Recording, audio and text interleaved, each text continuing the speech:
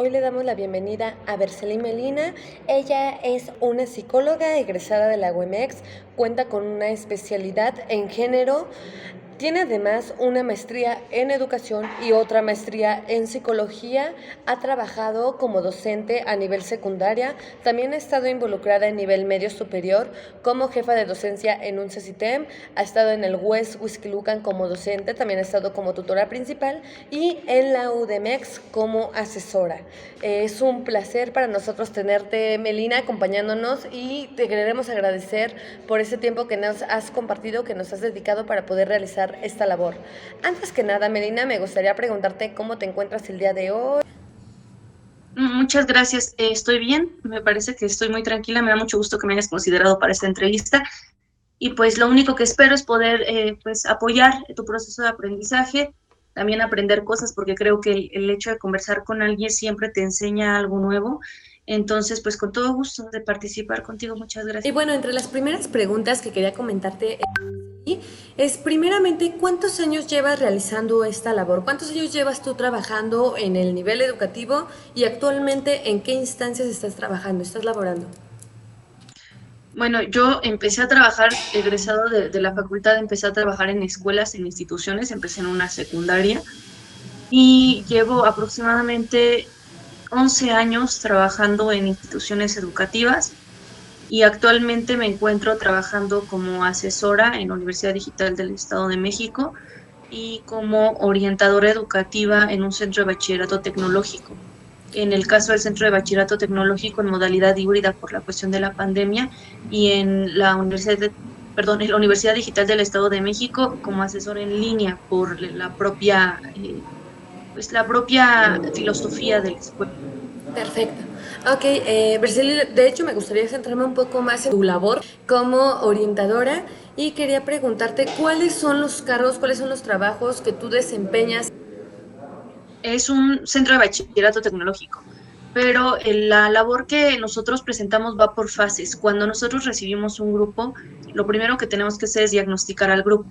Esto tiene que ver con el hecho de empezar a identificar cuántos hombres, cuántas mujeres hay, de qué lugares vienen, cuáles son las condiciones de aprendizaje en las que se encuentran, y esto se hace a través de un diagnóstico psicométrico. Se les aplican algunas pruebas para determinar estilos de aprendizaje, para poder determinar elementos biopsicosociales de los chicos y poder estructurar también un pequeño apartado general que sirva a los docentes para poder identificar desde dónde empezar a trabajar las áreas educativas. Posterior a esto, lo que nosotros tenemos que seguir haciendo es realizar un seguimiento de los chicos, semestre con parcial primero. Esto quiere decir ir checando la cuestión de asistencias, desempeño, comprensión y a partir de ello nosotros realizamos canalizaciones. Esto va a depender mucho de la problemática del chico. Si tiene una problemática de carácter académico, sugerimos una tutoría académica o una asesoría académica. Si el chico tiene una situación de carácter emocional, entonces la remitimos al apartado de tutoría emocional. O si bien estos problemas están, pero son problemas que tienen un nivel de gravedad alto, es decir, que necesitan una atención sumamente especializada y focalizada, porque no es lo mismo la atención de una escuela que una atención ya de manera puntual, por ejemplo, en el tema de adicciones, en el tema de problemas de aprendizaje fuertes. Entonces ya canalizamos a instituciones fuera de nuestra institución educativa para que nos puedan apoyar con la situación de regularizar un poco la situación de los chicos. Posterior a esto, pues tenemos que implementar, realizar informes cada parcial con los docentes para poder reconocer a los chicos que están en riesgo de vulnerabilidad académica y trabajar con ellos de manera personal en conjunto con padres de familia y de esta manera terminar el semestre ya tratando de subsanar todas estas situaciones que fuimos identificando a lo largo de todo nuestro trabajo para de esta manera evitar la deserción escolar de los chicos. Ok. Bueno, Melina, con lo que me has comentado, no sé si tú en lo particular consideres que tu ambiente de trabajo es restrictivo, principalmente para poder implementar algunas estrategias educativas. Bueno, es importante comentarte que el lugar en el que me encuentro laborando es una comunidad tradicional rural dentro de Huixquilucan. Es reconocida como rural porque incluso los habitantes han luchado por ser denominados como comunidad originaria del Estado de México y han logrado adquirir este título. Esto quiere decir que nuestra comunidad pues tiene un ambiente de tradiciones, de costumbres bastante fuerte y que también nos lleva a tener situaciones de algunas carencias tecnológicas dentro de la propia institución. Para nosotros es sumamente difícil en ocasiones contar con internet o con teléfono abierto. Hay señales donde hay zonas de la escuela en donde no hay señal, entonces en el sistema híbrido hay restricciones fuertes sobre este tipo de cuestiones, porque cuando no hay internet, entonces es imposible darle un seguimiento a los chicos en clases en línea. Nos tenemos que auxiliar de los maestros para verificar quién entró, quién no entró a las salas, para checar tareas, y esto de alguna manera pues nos limita en el seguimiento de nuestras labores. Y en cuestiones, por ejemplo, de transporte, también llegamos a tener algunos problemas, y para algunos de los chicos es a veces difícil llegar en tiempos a la escuela, y también existen otras condiciones propiamente de ellos que complican esta cuestión del trabajo puntual, como tal vez se idealiza en la cuestión de la orientación educativa. Y dentro del instituto, es decir, el trabajo entre compañeros, el trabajo a lo mejor con la persona que representa el mando superior, en este caso el director, a lo mejor el coordinador, ¿tiene con ustedes algún tipo de enseñanza o algún nivel que él les obligue a adecuar a los alumnos? A lo que me refiero es dentro de la organización. ¿Tú crees que el ambiente es restrictivo? Um, en cuestión a los procesos de cómo desarrollamos nuestro trabajo, no. Creo que tenemos la libertad de proponer instrumentos, de proponer formas, de talleres, de medidas de implementación con los chicos. Creo que más bien podría llegar a ser restrictivo en cuanto al seguimiento que se nos da y la retroalimentación. No existe como tal un seguimiento, lo hacemos, nos retroalimentamos entre nosotros de manera horizontal, pero en cuestión a una verticalidad en cuanto a la organización propiamente dicha, no existe una supervisión. Y esto pues llega a entorpecer algunas de las actividades que realizamos. Ok, me gustaría preguntarte también, ¿cuál es la perspectiva psicológica o desde qué perspectiva teórica tú acostumbras a abordar a tus alumnos? ¿Cuál es la que trabajas principalmente? Bueno, nosotros como componentes de la orientación educativa, nos centramos mucho en cuál es nuestro papel con respecto al lugar en el que estamos, qué es lo que yo voy a hacer y cuál es mi papel, mi rol dentro de la institución y para qué lo estoy haciendo. Como te comentaba, nosotros somos quienes recibimos, quienes diagnosticamos y quienes referimos. Entonces, en esta situación de recepción y acompañamiento, propiamente la teoría que nosotros abordamos es una teoría de carácter constructivo.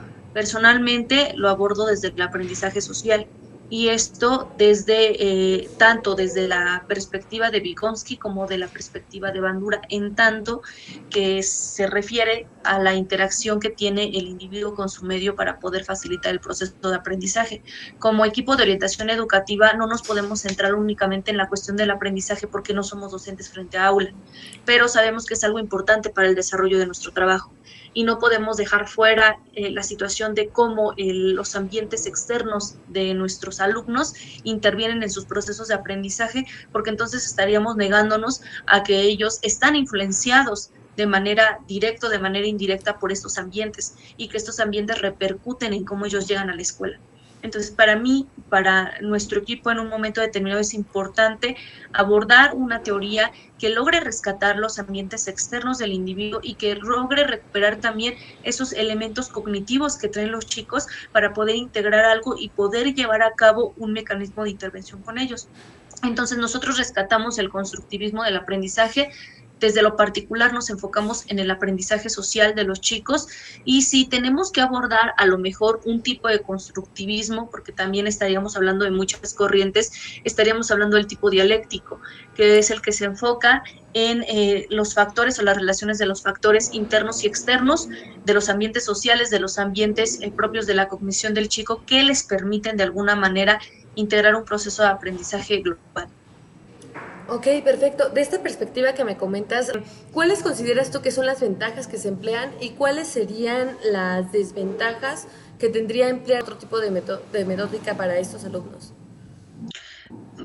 Para nosotros es importante rescatar este tipo de teoría, este tipo de mirada sobre el aprendizaje, porque como te mencionaba, rescata los ambientes externos, la importancia de los ambientes externos y la importancia de la cognición o los procesos de construcción de aprendizajes individuales en cada persona. Esto quiere decir que entre los puntos positivos que nosotros tenemos al abordar o al mirar desde esta teoría es poder identificar que el chico tiene una construcción de aprendizaje personal.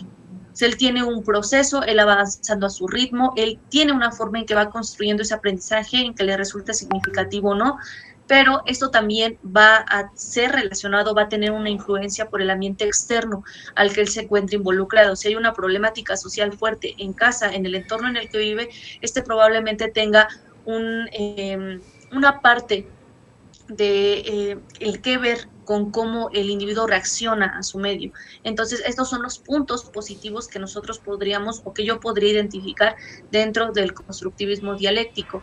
¿Qué es lo que a lo mejor en otras teorías no podríamos encontrar? Creo que sería muy aventurado a lo mejor desacreditar alguna otra teoría porque considero que cada una tiene lo suyo, pero desde mi punto de vista, considero que hay algunas teorías, algunas miradas dentro de la psicología que estarían dejando afuera algunos elementos fuertes. Ejemplo, el conductismo que se enfoca en las cuestiones de conducta básica, si hablamos a lo mejor de reforzamientos muy clásicos, de cuestiones de condicionamientos clásicos, no nos sirve para la cuestión del aprendizaje. Si nos centramos en aprendizaje en condicionamientos operantes, estaríamos ignorando la caja negra, todo ese proceso que se va desarrollando desde que le colocamos un estímulo hasta que el individuo emite una conducta. Solo por mencionarlo, ¿no? Si nos centramos a lo mejor en una cuestión de carácter psicodinámica, estaríamos abordando o estaríamos ampliando cuestiones que tienen que ver con el aprendizaje y que en un momento determinado no reforzarían esta parte que hablamos de cómo interviene el ambiente social con las cuestiones del proceso de la construcción del aprendizaje. Entonces, para mí es importante rescatar desde el constructivismo porque nos permite tener las herramientas necesarias para poder identificar las necesidades de los chicos y poder relacionarlas de manera individual. Eso también creo que es necesario, tratar de trabajar con los chicos como personas, no como masas en general. Ok, ok, perfecto. Por otro lado, me gustaría preguntarte si de esta corriente que tú es la que abordas, por lo que ya me has explicado, creo que es la mejor o la más propicia para ese tipo de situaciones, ¿hay alguna autora en específico que tú consideres que es alguna piedra angular o que está basado en el método que tú estás ocupando en este momento que podrías citar en esta entrevista? Bueno, si hablamos de constructivismo, tendríamos que forzosamente empezar a hablar de Piaget y la teoría cognitiva, pero creo que esta es una cuestión como tú lo mencionas, medular, ¿no? De ahí de alguna manera sale toda esta cuestión del proceso de la maduración biológica, de la construcción de conocimientos, de la asimilación, de la adaptación, pero si vamos a lo mejor avanzando en torno a la teoría, podemos rescatar algunas otras cosas como el implemento de cuestiones sociales, que lo estaríamos rescatando desde la postura de Vygotsky, desde el aprendizaje social, y si queremos enfocar un poco más en las cuestiones de modelado y jalar a lo mejor esas herramientas desde lo conductual o neoconductual que podrían ayudarnos también a la formación del aprendizaje, podríamos rescatar también a Albert Bandura como uno de los autores que podrían ayudarnos. Esto dentro del área de formación psicopedagógica de los chicos. Eso también es importante aclararlo. Y que también en un momento determinado, al nombrar el neoconductismo, pues sabemos que Bandura no es considerado por los propios conductuales como un autor que sea rescatable para ellos, ¿no? Entonces él quedaría más a lo mejor vinculado hacia las cuestiones del aprendizaje social que estamos rescatando. Creo que esos podrían ser algunos autores que podríamos considerar para esta perspectiva o esta mirada de la psicología en la orientación. Ok, perfecto.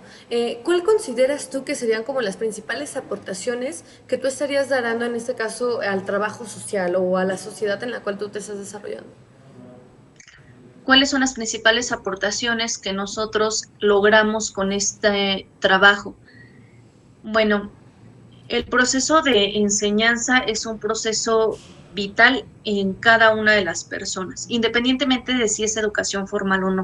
O sea, desde que nacemos aprendemos. Eso es lo que empezamos a hacer, ¿no? Empezamos a instaurarnos en entornos que nos permiten adquirir un lenguaje, que nos permiten comunicarnos, que nos permiten razonar. Eso es lo que nos diferencia de algunos otros entes o algunos otros seres que no tienen este apartado de raciocinio. Pero cuando estamos hablando de educación formal, las cosas se complican, porque en la educación formal, pues hay como muchos elementos que intervienen, que agravan la situación, que la mejoran. Yo trabajo con adolescentes.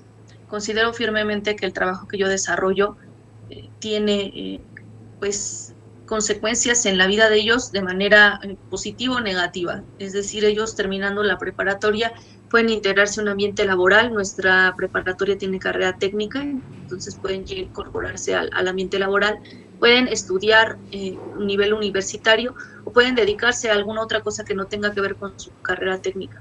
Pero para nosotros, como en mi caso, como orientadora, es importante más allá de la cuestión del aprendizaje como tal de las asignaturas, que eso pues le corresponde a los docentes, no tanto a mí, el hecho de formar o tratar de formar alumnos que logren una resolución exitosa de decisiones, que logren una adaptación exitosa de su medio y que logren identificar mecanismos que les permitan realizar una toma de decisiones adecuada para ellos, con responsabilidad, en donde ellos puedan hacerse cargo de las decisiones que toman. Y esto, si bien no lo puedo lograr yo al 100% decir que por mí ellos son responsables, sí tratamos de inculcar o de manejar programas que les permitan a ellos ir adquiriendo estos elementos que te estoy mencionando para que en un momento determinado ellos puedan avanzar hacia donde quiera que se dirijan, tratando de rescatar esta parte. Tal vez no todos lo hagan, tal vez no todos rescaten estos elementos, pero tratamos en la medida de lo posible de hacerlo para poder generar condiciones mejores de ciudadanos, porque ellos al final del día eso se dirigen. Entonces considero que la educación formal, a pesar de toda la formalidad que conlleva este título, sí nos genera un poco de apertura para poder trabajar de manera amplia con ellos y libre, y que de alguna manera ellos puedan identificar elementos que les ayuden en su futuro y en su presente. Ok, ok, perfecto. ¿Y cuál consideras tú que ha sido a lo mejor el campo que te ha costado más trabajo o cuál es la dificultad más grande que has enfrentado tú en esta labor? Creo que la dificultad más grande que logramos encontrar es lograr adaptar a los chicos al ambiente externo en el que se encuentran.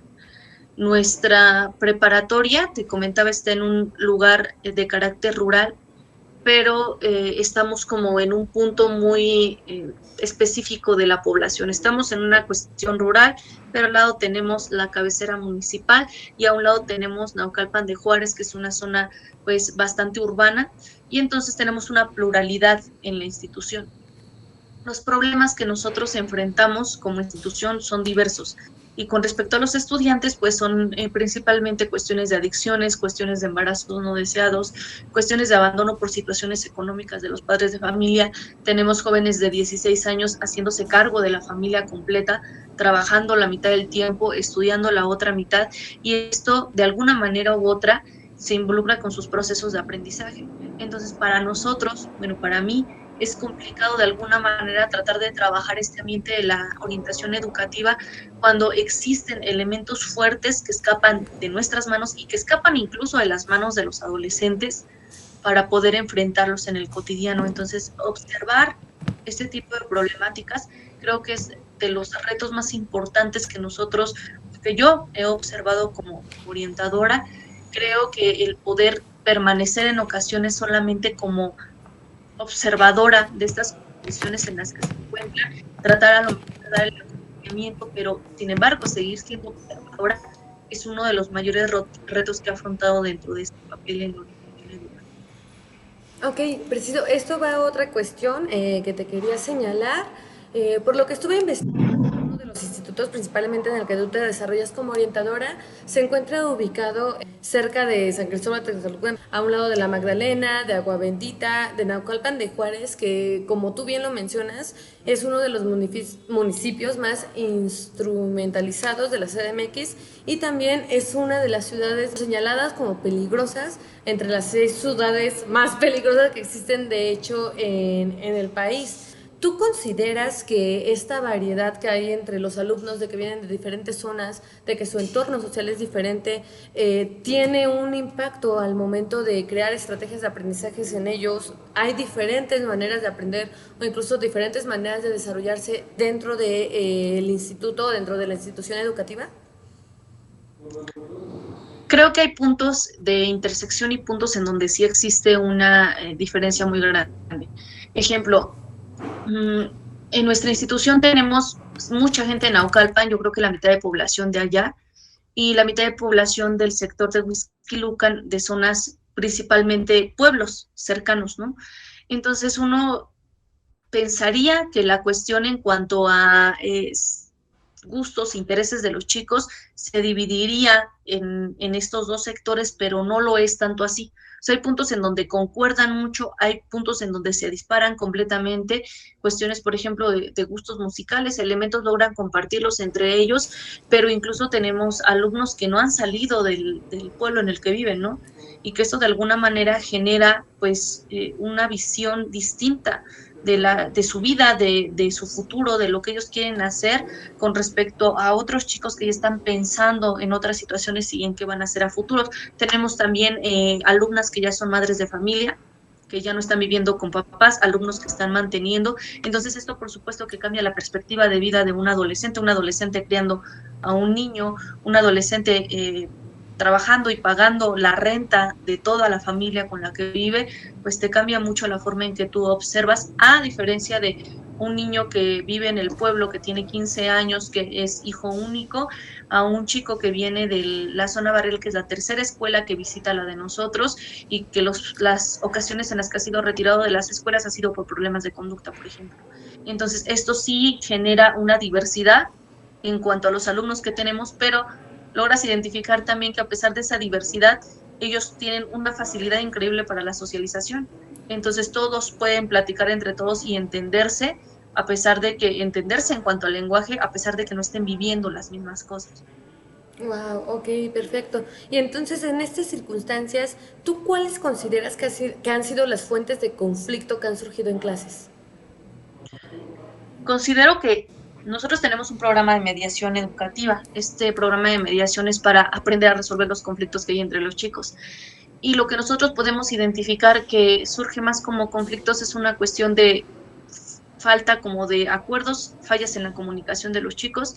Y si hablamos, por ejemplo, en cuestiones de aprendizaje, porque también es como muy amplio, podemos ver que los principales conflictos son los desintereses que de repente tienen los chicos o la falta de motivación. Esto surge principalmente de problemas económicos y cuestiones que tienen que ver con problemas familiares, también relacionado con problemas económicos. Entonces, estos son los principales elementos de conflicto académico, la falta de dinero y las cuestiones familiares. En cuanto a conflicto intergrupal entre los miembros de la comunidad, por lo general son fallas de comunicación y una cuestión que tiene que ver en muchas ocasiones con el poder, que esto, bueno, pues está muy relacionado con la cuestión de su propia situación de adolescencia, en donde están continuamente tratando de demostrar algo, ¿no? Ok, ok, correcto. ¿Y cuáles han sido las estrategias, Berceli, que tú consideras que son importantes implementar para ese tipo de problemas que tú me estás mencionando? Además de este, yo encontré entre los principales problemas que tenemos en el sistema educativo mexicano uno que es la calidad educativa, que tenemos precisamente a lo mejor jóvenes que están en rangos completamente diferentes, hay personas que tienen a lo mejor un nivel por encima, si lo podemos llamar así, del que deberían de estar, y hay personas que están como unos 3, 4, 5 niveles abajo de lo que deberían de ser según la planeación educativa. Entonces, respecto a los dos problemas, bueno, varios problemas, los problemas que tú planteaste y este problema que te estoy mencionando, ¿cuáles consideras tú que podrían ser las estrategias que se deberían de implementar? Bueno, con este problema que tú mencionas, creo que sí es algo que tiene que rescatarse porque es algo real, ¿no? A nosotros nos aplican instrumentos de evaluación a nivel federal, como PISA, como enlace, que lo que hacen es evaluar a los alumnos en cuanto a la media, ¿no? Sin embargo, nosotros sí observamos que existe una calidad muy baja en cuanto a los resultados. Y esto no tiene que ver muchas veces con la cuestión del promedio que los chicos manejan en clase. Tenemos chicos que tienen promedio de 9.3, que en un examen enlace saben sumamente bajos, y tenemos personas que tienen un promedio de 7, que en un examen enlace salen pues por encima de la media normal. Entonces, estas cuestiones también habría que empezar a preguntar en cuanto a estandarización de encuestas, qué es lo que evalúan, ¿no? Y cómo lo evalúan, porque sabemos que cuando se califican este tipo de instrumentos, también al tener 4 respuestas, pues a lo mejor le puedes atinar a 2, 3 preguntas, ¿no? O a muchas, o a 10. Entonces, en cuanto a calidad educativa, pero si nos centramos en la perspectiva de los maestros, también logras identificar quejas de los maestros de matemáticas, de español, en donde los alumnos no saben sumar, no saben leer, no saben escribir, de primer semestre y de sexto semestre, porque en sexto semestre nos enfrentamos a una tesina, que es la que tienen que presentar los alumnos para acreditar que son técnicos, y los maestros se abarcan en tesinas, tienen un problema fuerte en redacción. Hay chicos que no saben expresarse de manera escrita y existen, ¿cómo los subsanamos? Ahí están las estrategias. Nosotros abordamos talleres de redacción, abordamos talleres, por ejemplo, de apoyo al aprendizaje, talleres de álgebra, talleres de estrategias de aprendizaje que se emplean con los alumnos, pero que creo que sí hace falta seguir modificando, seguir como visualizando cómo podemos mejorar estos talleres de apoyo, porque al final del día es difícil en un grupo con 30 alumnos lograr identificar todas las áreas de oportunidad de cada uno y centrarte en las áreas de oportunidad específica de los que están a lo mejor en medio y los que están hasta atrás. Entonces resulta ser complicado, tratamos de hacer las canalizaciones, pero en un momento determinado esto puede o no funcionar para el grupo.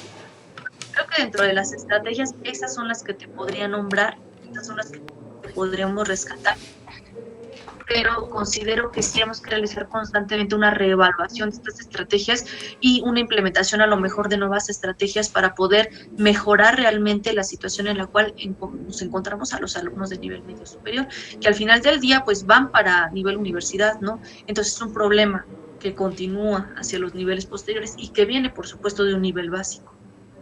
Ok, correcto. ¿Y esta estrategia la han implementado ustedes de manera particular en el centro? O sea, no es una estrategia a nivel global, a nivel, en este caso, país, esto que me comentas de los cursos de redacción, de los cursos de como poner al día a los chicos en materias que son básicas. Algunos sí y otros no. Ejemplo, el taller de álgebra, el taller de estrategias de aprendizaje, el taller de habilidades socioemocionales y el taller de desarrollo físico son programas de talleres oficiales que vienen dentro de la malla curricular. El taller de redacción que nosotros elaboramos para los chicos de tesis fue una medida emergente que salió al detectar todas estas situaciones. También manejamos un propedéutico con ellos en el cual trabajamos situaciones de matemáticas específicas y de lectura específica cuando lo recibimos en primero. Y esto pues porque realizamos un diagnóstico cuando llegan y vemos que efectivamente no saben multiplicar, no saben sumar con fracciones y entonces hay que ponerlos otra vez al corriente, pero repito, ¿no? Es una cuestión que logramos a lo mejor regularizar algunos, pero otros no resultan en este proceso de regularización y lo ideal sería que lográramos tratar a la totalidad de alumnos. En este sentido, pues, sería de la mejora que te comento.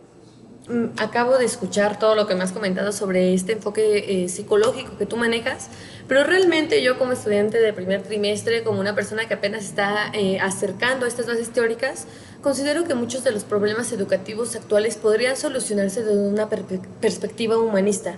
Entiendo que hasta cierto punto es un poco difícil de implementar este enfoque, principalmente porque en nuestro país contamos con grupos bastante extensos, en donde a veces es un poco complicado aplicar este tipo de enfoque que es más individualista, si queremos llamarlo así, no individualista, pero sí un poco más particular, que se encarga de visualizar a cada alumno como un individuo que tiene diferentes necesidades, diferentes características. Y esto lo saqué en gran parte porque la segunda edición del modelo educativo para la educación obligatoria menciona que es muy coherente guiarse hacia ese tipo de perspectiva. Tú, con tu experiencia, ¿cómo visualizas esta opción? ¿Visualizas que en un futuro a lo mejor el humanismo pueda ser empleado de lleno en la educación de México? ¿O cuál es tu opinión respecto a esta perspectiva? Bueno, creo que el humanismo es una corriente dentro de la psicología que aporta mucho en el entendimiento de las cuestiones motivacionales del individuo y también las propias cuestiones existencialistas de los individuos, ¿no? Que es importante rescatar. Considero que el modelo en el cual nos encontramos actualmente inmersos precisamente aborda muchas de estas partes de la cuestión individual, de la cuestión existencial, a través, por ejemplo, de talleres de habilidades socioemocionales y de resolución de conflictos. Creo que sería importante en un momento determinado adecuarlo completamente a lo mejor dentro del plan de estudios, porque creo también que sí hemos dejado como un apartado mediático que en ocasiones no se le da seguimiento, que en ocasiones no tiene una repercusión como tal dentro de las asignaturas, y esto pues lo podemos ver en el cambio de programas de estudio, donde hay una disminución, por ejemplo, en la filosofía, en la propia psicología. Ya no existe una materia de psicología, por lo menos en donde yo me encuentro laborando, y esto de alguna manera también disminuye como este abanico de posibilidades que tenemos de tratar de manera personal, individual a cada uno de los chicos. También considero pues que sería importante empezar a identificar las condiciones en las cuales se estructuran los grupos, porque precisamente desde ahí empezamos a tener un problema, ¿no? Cuando saturamos un grupo de 65 alumnos donde no caben en un aula de clase, donde los docentes, porque esa es la realidad de mi institución educativa, donde los docentes no pueden transitar entre las hileras, que no estar enfrente todo el tiempo, en cuestiones de tenerlos todo en el sistema presencial, pues vas viendo, ¿no? Cómo mandas a un grupo con los estudiantes en donde es difícil ver las situaciones de cada uno de ellos, y como te mencionaba, ¿no? Cada uno tiene sus propias condiciones, y entre más vemos esta saturación de programas, también vamos viendo que existe una saturación en cuanto al relleno de los grupos, y esto genera una problemática. Considero que sí sería importante introducir estos postulados dentro de la educación en México, pero es importante que al meterlos también verifiquemos en dónde lo estamos haciendo y cómo lo estamos haciendo, porque en lugares existe una saturación grave de alumnos, en donde existen muchas carencias, como te mencionaba, de la estructura de estas cuestiones, y no tenemos esas necesidades cubiertas, pues es completamente difícil en ocasiones centrarnos en otro tipo de necesidades, ¿no? Pero considero que sería importante rescatar postulados, y que creo que estos postulados también se encuentran rescatados en algunos programas que estamos manejando actualmente, y que nos permiten de alguna manera identificar nuevamente que estamos trabajando pues en persona. Ok, ok, correcto. Y ya para finalizar, te quería comentar, yo actualmente estoy estudiando psicología en el Instituto Rosario Castellanos. Me gustaría saber si tú tienes un consejo para una persona como yo, que está en primer trimestre, que está iniciando su formación educativa en esta ciencia. Pues yo creo que lo importante, lo más importante de ser psicólogo es nunca dejar de observar, porque para nosotros es muy fácil a veces hablar de los problemas, hablar de la cuestión educativa, pero cuando tú observas el entorno te das cuenta de las realidades, no de la realidad, de las realidades, porque cada persona tiene pues su propia vida, su propia historia y su propia realidad. Entonces, la cuestión educativa es una cuestión que desde mi punto de vista logra cambiar vidas, no solo en la educación formal, sino en la informal. Y cuando nosotros estamos en una escuela, por lo menos desde mi punto de vista, creo que también es no perder como ese punto de sensibilidad. Cuando eres orientadora educativa, por lo general se te asigna muchas veces el papel de prefecta. Entonces tienes que regañar mucho, tienes que gritar mucho, tienes que acomodar mucho a los niños, pero cuando convives con ellos te vas dando cuenta que son individuos, que son personas con muchas fortalezas, con muchas carencias también, y que la escuela, bien o mal, siempre ha sido un refugio para los estudiantes. Ellos vienen de ambientes muy fuertes, vienen de situaciones personales muy pesadas, y la escuela es en ocasiones el ambiente seguro. Y lo sabemos en pandemia. En pandemia para muchos fue regresar a un ambiente de violencia, a un ambiente de abusos, a un ambiente de cuestiones muy fuertes, en las que la escuela, ese tiempo que iban de 8 de la mañana a 3 de la tarde, era la forma en que ellos podían escapar de esos ambientes fuertes.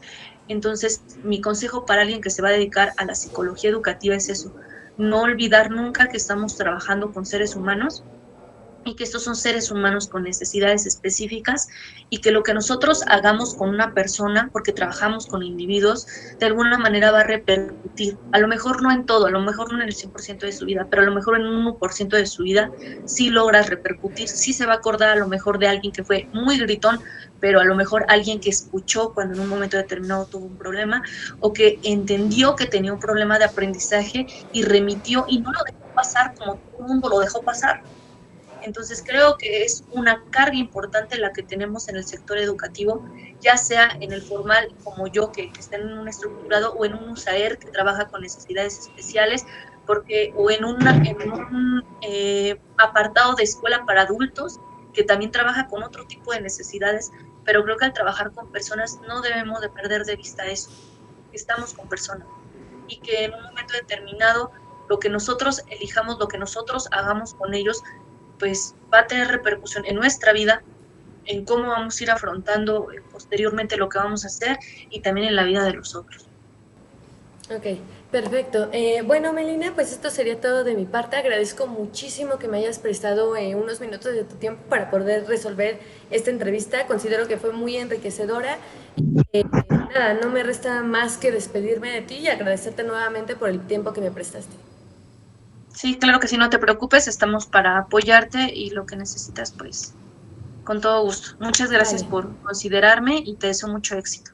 vale, muchísimas gracias, Melina. Hasta luego. Gracias.